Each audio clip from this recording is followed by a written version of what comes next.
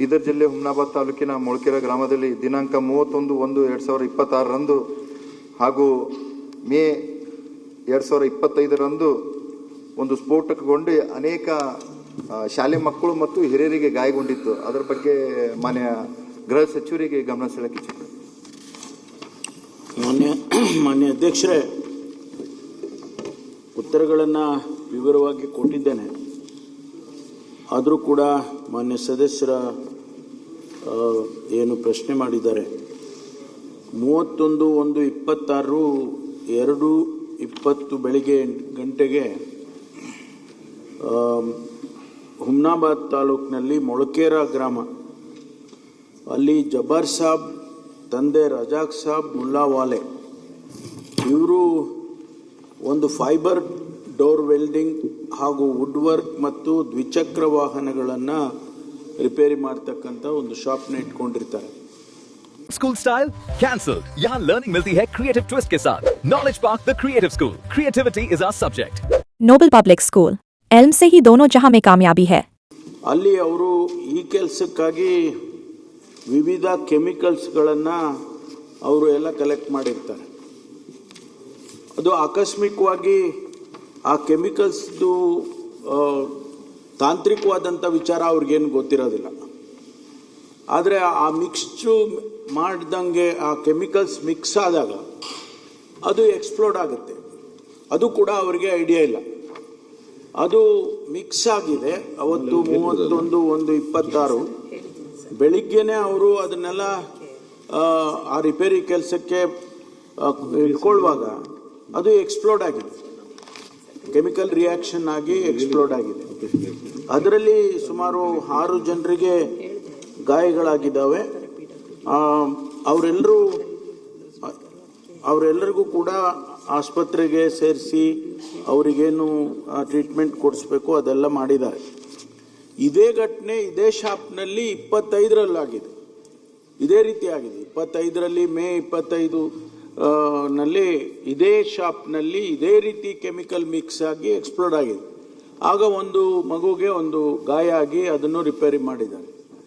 ಇದು ಸಂಶಯ ಏನಂದರೆ ಇದು ಏನೋ ಎಕ್ಸ್ಪ್ಲೋಸಿವ್ಸ್ ಇಟ್ಟು ಅವರು ಬಾಂಬ್ ತಯಾರು ಮಾಡ್ತಾ ಇದ್ರು. ಆ ರೀತಿ ಒಂದು ಸಂಶಯ ಬಂದ ಮೇಲೆ ನಾವು ನಮ್ಮ ಇಲಾಖೆಯವರು ಪೊಲೀಸ್ನವರು ಚೆಕ್ ಮಾಡೋದು, ಇನ್ವೆಸ್ಟಿಗೇಟ್ ಮಾಡೋದ್ರ ಜೊತೆಗೆ NIAನವರು, ಗೌರ್ಮೆಂಟ್ ಆಫ್ ಇಂಡಿಯಾ ಏಜೆನ್ಸಿ, ತಮ್ಗೆ ಗೊತ್ತಿದೆ, NIAನವರು, IBನವರು ಅವರು ಕೂಡ ಇದೇನೋ ಬಾಂಬು ಮಾಡಿದ್ದಾರೆ ಅನ್ನೋ ಥರ ಅದನ್ನು ಅವರು ಕೂಡ ಪರಿಶೀಲನೆ ಮಾಡಿದ್ದಾರೆ. ಆದರೆ ಇದು ಬರೀ ಈ ಕೆಮಿಕಲ್ಸ್ ಮಿಕ್ಸ್ ಮಾಡಿ ಈ ರೀತಿ ಆಗಿರೋದು ಅಂತಕ್ಕಂಥದ್ದು. ಈಗಾಗಲೇ ನಾವು ಅವ್ರನ್ನ ಯಾರು ಮುಲ್ಲಾವಾಲೆ ಇದ್ದಾರೆ ಅವ್ರನ್ನ ಅರೆಸ್ಟ್ ಮಾಡಿ ಅವರಿಗೆ ಜುಡಿಷಿಯಲ್ ಕಸ್ಟಡಿಗೆ ಕಳಿಸಿದ್ದಾರೆ. Sky sunshine school, step towards better future. ಜೊತೆಗೆ ಹಿಂದೆ ಗಾಯಗೊಂಡಾಗ ಕೂಡ ಸರ್ಕಾರವೇ ಅವರಿಗೆ ಖರ್ಚುಗಳನ್ನೆಲ್ಲ ಮಾಡಿ ಅವರಿಗೆ ಗಾಯಾಳುಗಳಿಗೆ ಆಸ್ಪತ್ರೆಗೆ ಸೇರಿಸಿ ಆ ಖರ್ಚನ್ನೆಲ್ಲ ಸರ್ಕಾರವೇ ಭರಿಸಿದೆ. ಈಗಲೂ ಕೂಡ ಅದೇ ಕೆಲಸವನ್ನು ಸರ್ಕಾರ ಮಾಡಿದೆ. ಜೊತೆಗೆ ಇನ್ವೆಸ್ಟಿಗೇಷನ್ ಕಂಟಿನ್ಯೂ ಆಗ್ತಾ ಇದೆ. ಒಂದು ವೇಳೆ ಈ ಕೆಮಿಕಲ್ಸ್ ಎಲ್ಲಿಂದ ಬಂತು, ಆಮೇಲೆ ಯಾರು ಸಪ್ಲೈ ಮಾಡಿದ್ರು, ಯಾಕೆ ಸಪ್ಲೈ ಮಾಡಿದ್ರು, ಇದು ರಿಯಾಕ್ಷನ್ ಆಗುವಂಥದ್ದನ್ನು ಯಾತಕ್ಕೋಸ್ಕರ ಇವರು ಉಪಯೋಗ ಮಾಡ್ತಿದ್ರು ಅಂತೆಲ್ಲ ಇದನ್ನೆಲ್ಲ ಇನ್ವೆಸ್ಟಿಗೇಟ್ ಮಾಡೋದಕ್ಕೆ ಇನ್ವೆಸ್ಟಿಗೇಷನ್ ಮುಂದುವರಿತಾ ಇದೆ. ಈ ಮಧ್ಯೆ ಅವ್ರನ್ನ ಅರೆಸ್ಟ್ ಮಾಡಿ ಅವರಿಗೆ ಬಂಧನಕ್ಕೆ ಕಳಿಸಿದ್ದಾರೆ. ಜೊತೆಗೆ ಅವರಿಗೆ ಎಲ್ಲ ರೀತಿಯ ಸಹಕಾರವನ್ನು ಕೂಡ ನಾವು ಕೊಡ್ತಾ ಇದ್ದೇವೆ.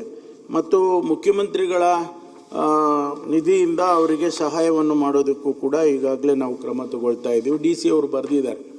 ಆದ್ದರಿಂದ ಮಾನ್ಯ ಸದಸ್ಯರಿಗೆ ನಾನು ತಿಳಿಸ್ತಕ್ಕಂಥದ್ದು, ಇನ್ವೆಸ್ಟಿಗೇಷನ್ ಈಸ್ ಆನ್.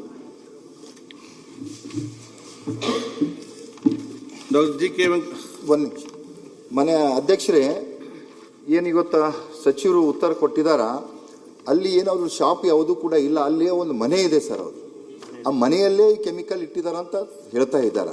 ಆದರೆ ಆ ಕೆಮಿಕಲ್ಲು ಮನೆಯಲ್ಲಿಟ್ಟು ಕೆಲಸ ಮಾಡ್ಬೋದಿತ್ತು, ಆದರೆ ಹೊರಗಡೆ ಇಟ್ಟು ಆ ಕೆಲಸ ಮಾಡ್ತಾ ಇದ್ದಾರೆ. ಆದರೆ ಇವತ್ತು ಏನು ಬೆಳಗ್ಗೆ 8:30 ಆಗಿದೆ ಮಾನ್ಯ ಅಧ್ಯಕ್ಷರೇ, ಅಲ್ಲಿ ಸುಮಾರು 100 ನಮ್ಮ ವಿದ್ಯಾರ್ಥಿಗಳು ಬೆಳಗ್ಗೆ ಅಲ್ಲೇ ಬಸ್ ಬರ್ತದ, ಬಸ್ ಅಲ್ಲೇ ಇರಬೇಕು. ಈ ಒಂದು ಬ್ಲಾಸ್ಟ್ನಲ್ಲಿ ಕೂಡ 4 ವಿದ್ಯಾರ್ಥಿಗಳು, ಸಣ್ಣ ಮಕ್ಕಳು, ಅದು ಗಾಯಗಳಾಗಿದೆ. ಮತ್ತು ಒಬ್ಬರು ಹಿರಿಯರಿದ್ದಾರೆ, ಒಬ್ಬ ಯುವಕಿದ್ದಾನೆ.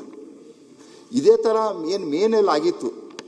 ಅವಾಗೆ ನಮ್ದು ಪೊಲೀಸ್ ಡಿಪಾರ್ಟ್ಮೆಂಟ್ ಇರೋದಕ್ಕೂ ತಾಲೂಕು ಆಡಳಿತ ಇದ್ರ ಬಗ್ಗೆ ಎಚ್ಚರ ವಹಿಸಿ ಕ್ರಮ ವಹಿಸಿದ್ರೆ ಈ ತರ ಘಟನೆ ಆಗ್ತಾ ಇದ್ದಿಲ್ಲ. ಇದು ಮಾನ್ಯ ಅಧ್ಯಕ್ಷರೇ, ಇದು ಒಂದೇ ಸರ್ತಿ ಆಗಿಲ್ಲ, ಇದು ಸುಮಾರು 5 ಸರ್ತಿ ಮಾನ್ಯ ಸಚಿವರೇ, 5 ಸರ್ತಿ ಆಗಿದೆ. ಇದೇನು ಮೊನ್ನೆ 31/1/2026 ಆಗ್ತು, ಅದ್ರ ಡೇ ಬಿಫೋರ್ 2 ದಿವಸದಲ್ಲೇ ಶಬ್ದ ಆಗಿ ಅವು ಕೂಡ ತಹಸೀಲ್ದಾರ್ ಅವರು ಮತ್ತು PSI ಅವರು ಜಾಗಕ್ಕೆ ಹೋಗಿ ಪರಿಶೀಲನೆ ಮಾಡ್ಕೊಂಡು ಬಂದಿದ್ದಾರೆ.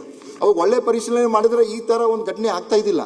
ಎಲ್ಲೋ ಇಲ್ಲಿ ನಮ್ದು ತಾಳಿಕಾಳಿತ ಇರ್ಬೋದು, ಪೊಲೀಸ್ ಡಿಪಾರ್ಟ್ಮೆಂಟ್ ಇರ್ಬೇಕು, ಇದ್ರ ಬಗ್ಗೆ ಚೆನ್ನಾಗಿ ತನಿಖೆ ಮಾಡಿಲ್ಲ ಸರ್. ಮನೆ ಅಧ್ಯಕ್ಷರೇ, ಅವರು ಅದು ಮನೆ ಅಂಗಡಿ ಏನಲ್ಲ, ಆದ್ರೆ ಮನೆ ಮುಂದೆನೆ ಅದು ತೊಳೆಯುವಾಗ, ಬೆಳಿಗ್ಗೆ ಎದ್ದು ತೊಳೆಯುವಾಗ ಅದನ್ನೆಲ್ಲ ಕ್ಲೀನ್ ಮಾಡುವಾಗ ಸಂದರ್ಭದಲ್ಲೇ ಆಗಿದೆ. ಅದರಿಂದ ಒಂದು ವೇಳೆ ಹಿಂದೆ ಆಗಿತ್ತು ಅದನ್ನು ಕೂಡ ಗಮನಿಸಿಲ್ಲ ಪೊಲೀಸ್ನವ್ರು, ಏನಾದರೂ ಕೂಡ ನಿರ್ಲಕ್ಷ್ಯ ಮಾಡಿದ್ದಾರೆ ಅಂದರೆ ಆ ತನಿಖೆನಲ್ಲೇ ಬರುತ್ತೆ, ಅವಾಗ ಅವ್ರ ಮೇಲೆ ಕೂಡ ಕ್ರಮ ತಗೊಳ್ತೀವಿ ಮಾನ್ಯ ಅಧ್ಯಕ್ಷರು. G K Venkata Shivareddy, S T Somashekar ಅಲ್ಲ, ಚರ್ಚೆ ಮಾಡಬೇಡಿ. ನೀವೇನು ಅವ್ರು ಏನ್ ಹೇಳಿದ್ದಾರೆ? ತನಿಖೆ ನಡೆಸ್ತಾ ಇದೆ. ಬಹಳ ಪ್ರಮುಖವಾದ ವಿಷಯ ಇದೆ. ಹುಮನಾಬಾದ್ ಸಿಟಿ ಇದೆ ಅಲ್ಲ, ಅದರಿಂದ 4 ಕಿಲೋಮೀಟರ್ ದೂರನಲ್ಲೇ ಇದೆ ಇದು ಮುಳ್ಕೆರೆ ಗ್ರಾಮ. ತನಿಖೆ ಹೇಳ್ತಾರೆ, ತನಿಖೆ ಮಾಡಿ ಅಂತ ಹೇಳಿ. ನ್ಯಾಷನಲ್ ಹೈವೇ ಮ್ಯಾಗೆ ಇದೆ. ಈ ತರ ಪದೇ ಆಗ್ತು ಅಂತಂದ್ರ ಜನರಿಗೆ ನಾವೇನು ಹೇಳ್ತಾರೆ? ನೀವು ಅದನ್ನ ಹೇಳಿದ್ದು ಕೂತ್ಕೊಳ್ಳಪ್ಪ ಶಾಲೆಂದಲ್ಲಿ. ಅದಕ್ಕಾಗಿ ಗೊತ್ತಾ, ಏನ್ ಡಿಪಾರ್ಟ್ಮೆಂಟ್ ಇದೆ, ಎಲ್ಲಿ ಡಿಪಾರ್ಟ್ಮೆಂಟ್ ಇದು ಆಗ್ತಾ ಇದೆ, ಅದ್ರ ಮ್ಯಾಗ ಕ್ರಮ ವಹಿಸ್ಬೇಕು ಸರ್. ಯಾಕೆ ಪದೇ ಅದನ್ನ ಹೇಳ್ತೀರಾ? ಆಗ ಅದನ್ನ ಹೇಳಿದಲ್ಲ, ಅವ್ರು ಏನ್ ಹೇಳಿದ್ರು? ತನಿಖೆ ಮಾಡ್ತಾ ಇದೆ, ರಿಪೋರ್ಟ್ ಬಂದ ಪೊಲೀಸ್ ಡಿಪಾರ್ಟ್ಮೆಂಟ್ 5 ಸರ್ತಿ ಈ ತರ ಆಗ್ತದಂತಂದ್ರ ತಾಲೂಕು ಆಡಳಿತ ಇರಬಹುದು, ಇದ್ರ ಬಗ್ಗೆ ಕ್ರಮ ವಹಿಸಿಲ್ಲ ಅಂತಂದ್ರ ಜನಸಾಮಾನ್ಯರಿಗೆ ನಾವ್ ಹೆಂಗ್ ನ್ಯಾಯ ಕೊಡಬೇಕು? ನೋಡಿ, ನೀವು ಅವ್ರ ಉತ್ತರ ಕೇಳಿಕೊಳ್ಳಿ. ಕರೆಕ್ಟ್, ಅವ್ರು ಎಂತ ನೀವೆಲ್ಲ ಹೇಳಿದ್ದ ನನ್ನೇ ಹೇಳಿದ್ರಿ. ಅವ್ರು ಏನ್ ಹೇಳಿದ್ರು? 2-3 ಸಲ ಆಗಿದೆ ಅಂತ ವಿಚಾರ ಆಯ್ತಪ್ಪ. ನಮ್ಮ ಎನ್ಕ್ವೈರಿ ನಮಗೆ ರಿಪೋರ್ಟ್ ಬಂದ್ರೆ ಅದರ ಬಗ್ಗೆ ಕೂಡ ಕ್ರಮ ತೆಗೆದುಕೊಳ್ತೇವೆ ಅಂತ ಹೇಳಿದ್ದಾರೆ. ಈಗ ಎನ್ಕ್ವೈರಿ ನಡೀತಾ ಇದೆ. ಎಷ್ಟು ಮುಂಚೆ ಸಲ ಆಯಿತು, ಅದರ ಮುಂಚೆ ಸಲ ಆಯಿತು. ಆ ಎನ್ಕ್ವೈರಿ ಕಮಿಟಿ ಬೇಕಾದ್ರೆ ನೀವು ಮಾಹಿತಿ ಕೊಡಿ, ಅವ್ರು ರಿಪೋರ್ಟ್ ಕೊಡ್ತಾರೆ, ಅದರ ಮೇಲೆ ಕ್ರಮ ತೆಗೆದುಕೊಳ್ತಾರೆ. ಉತ್ತರ ಇದು ಕೆಮಿಕಲ್ ಇಂದ ಆಗಿದೆ ಅಂತ ಹೇಳಿದಾರ. ನಾನು ಹೇಳೋದಿಷ್ಟೇ, ನಮ್ಮ ಅಧಿಕಾರಿಗಳು ಜಾಗೃತ ಆಗಿ ಮೊದಲೇ ಇದ್ರ ಬಗ್ಗೆ ಕ್ರಮ ತೊಯ್ತಿರಂತಂದ್ರ ಈ ತರ ಒಂದು ಘಟನೆ ಆಗ್ತಾ ಇದ್ದಿಲ್ಲ. ಮಾನ್ಯ ಉಸ್ತುವಾರಿ ಸಚಿವರು ಕೂಡ ಇವತ್ತು ಅಲ್ಲಿ ಬಂದಿದ್ರು, ಅವರು ಕೂಡ ಪರಿಶೀಲನೆ ಮಾಡಿದ್ದಾರೆ. ಮಾನ್ಯ ಸಭಾಧ್ಯಕ್ಷರೇ, ನಾನು ಆ ಸ್ಥಳಕ್ಕೆ ಭೇಟಿ ಕೊಟ್ಟಿದ್ದೇನೆ. ಈಗಾಗಲೇ ಪೊಲೀಸರಿಗೆ ಬಹಳ ಕಟ್ಟುನಿಟ್ಟಿನ ಸೂಚನೆಯನ್ನು ಕೊಟ್ಟಿದ್ದೇವೆ. ತನಿಖೆ ನಡೀತಾ ಇದೆ. ಮಾನ್ಯ ಗೃಹ ಮಂತ್ರಿಗಳು ಈಗಾಗಲೇ ಉತ್ತರವನ್ನು ಕೊಟ್ಟಿದ್ದಾರೆ. ಮತ್ತೆ ಇದು ಮುಂದೆ ಈ ರೀತಿ ಆಗದ ರೀತಿಯಲ್ಲಿ ಎಲ್ಲಾ ರೀತಿಯ ಕ್ರಮಗಳನ್ನು ತೆಗೆದುಕೊಂಡಿದ್ದೇವೆ. ಅಲ್ಲಿ ಯಾವುದೇ ರೀತಿಯ ಕೆಮಿಕಲ್ಗಳಾಗಲಿ ಮತ್ತೊಂದಾಗಲಿ ತರದಕ್ಕೆ ನಿಷೇಧವನ್ನು ಮಾಡಿದ್ದೇವೆ. ಮತ್ತು ಯಾರು ಇದರಲ್ಲಿ ಭಾಗಿಯಾಗಿದ್ದಾರೆ ಅಥವಾ ಇದು ತಂದಿದ್ದಾರೆ, ಅಕ್ರಮವಾಗಿ ತಂದಿದ್ದಂಥದ್ದು, ಅವರ ಮೇಲೆ ಕಠಿಣ ಕಾನೂನು ಕ್ರಮ ಕೈಗೊಳ್ಳಲಾಗಿದೆ. ಅವರಿಗೆ ಜೈಲಿಗೆ ಕಳಿಸಲಾಗಿದೆ. ಮತ್ತೆ ಆ ಭಾಗದಲ್ಲಿ ಆ ಗ್ರಾಮಸ್ಥರಿಗೂ ಜಾಗೃತಿ ಮೂಡಿಸುವಂತ ಕೆಲಸವನ್ನು ಮಾಡಿದ್ದೇವೆ. ಪುನರಾವರ್ತಿ ಮತ್ತೆ ಆಗದ ರೀತಿಯಲ್ಲಿ ನೋಡಿಕೊಳ್ಳುವಂಥದ್ದು ಮತ್ತು ಯಾರು ತಪ್ಪಿತಸ್ಥರಿದ್ದಾರೆ ಇದರಲ್ಲಿ ಅಂತವರಿಗೆ ಕಠಿಣವಾದಂತಹ ಅವ್ರ ಮೇಲೆ ಕ್ರಮ ತೆಗೆದುಕೊಳ್ಳುವಂತ ಕೆಲಸವನ್ನು ಸರ್ಕಾರ ಈಗಾಗಲೇ ಮಾಡ್ತಾ ಇದೆ.